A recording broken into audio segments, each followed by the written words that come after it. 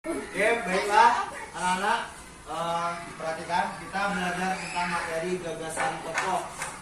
Nah, sebelumnya Bapak jelaskan terlebih dahulu. Gagasan pokok itu adalah ide utama dari suatu bacaan. Kemudian yang kedua ada gagasan pendukung. Gagasan pendukung itu merupakan bagian atau uraian tambahan dari gagasan pokok. Nah, untuk contohnya, Bapak tuliskan contoh. Di sini Bapak kasih contoh tempoyak merupakan makanan khas. Nah, dari kalimat ini menurut kalian yang mana gagasan pokoknya yang bisa angkat tangan? Oke, silakan si Badra. Tempoyak kata si Badra adalah gagasan pokok atau Bapak singkat dengan gapok. Gagasan pokok. Nah, berarti merupakan makanan khas Kebo itu merupakan gagasan pendukung. Gagasan pendukungnya atau yang mendukung dari pernyataan gagasan pokok. Gagasan pendukung. Nah, berarti sampai di sini kalian sudah memahami yang mana gagasan pokok dan yang mana gagasan pendukung. Baiklah, setelah mengenal atau memahami apa itu gagasan pokok dan gagasan pendukung, sekarang kalian Bapak bagi menjadi 3 kelompok dan bekerja secara berkelompok. Nah, di sini ada teks bacaan yang akan kalian tentukan mana gagasan pokok dan gagasan pendukungnya. Jadi kalian akan Bapak bagikan 3 kelompok. Setelah mendapatkan hasil diskusinya nanti akan ada yang tampil menyampaikan hasil diskusinya dan memberikan tanggapan untuk diskusi dari temannya. Ini buat kelompok 1, 1, 2, 3, 4. Kelompok 2, 1, 2, 3, 4. Dan kelompok 3.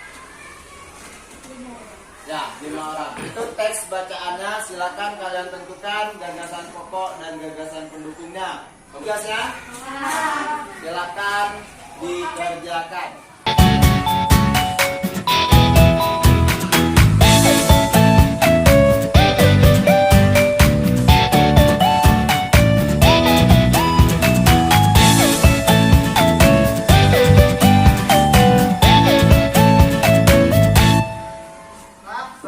Bagaimana tugasnya? Sudah selesai? Sudah. Oke, kalau memang sudah selesai, kita akan praktekkan kita akan diskusikan hasil jawaban dari kalian.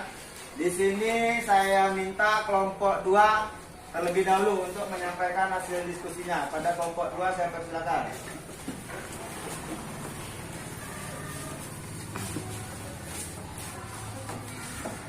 Assalamualaikum warahmatullahi wabarakatuh. Berdiri aja. Assalamualaikum warahmatullahi wabarakatuh. Kami dari kelompok 2 menyampaikan hasil diskusi kami yang akan disampaikan oleh Alia.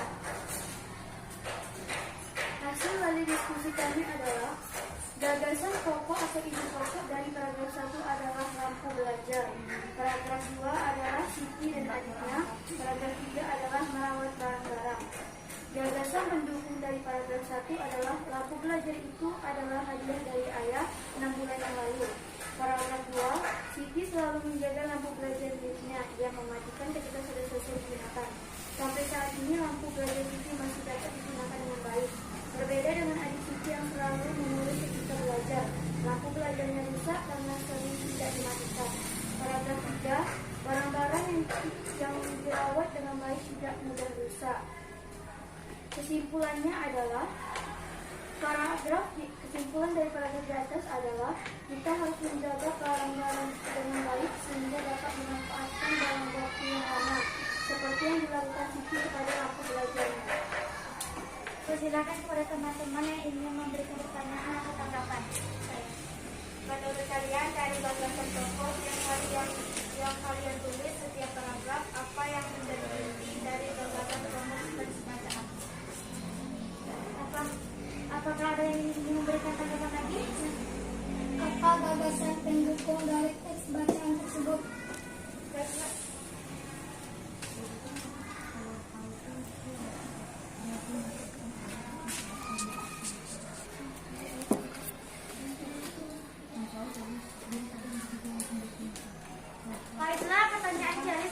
dijelaskan oleh Badra dan pertanyaan Evan akan dijelaskan oleh Putri.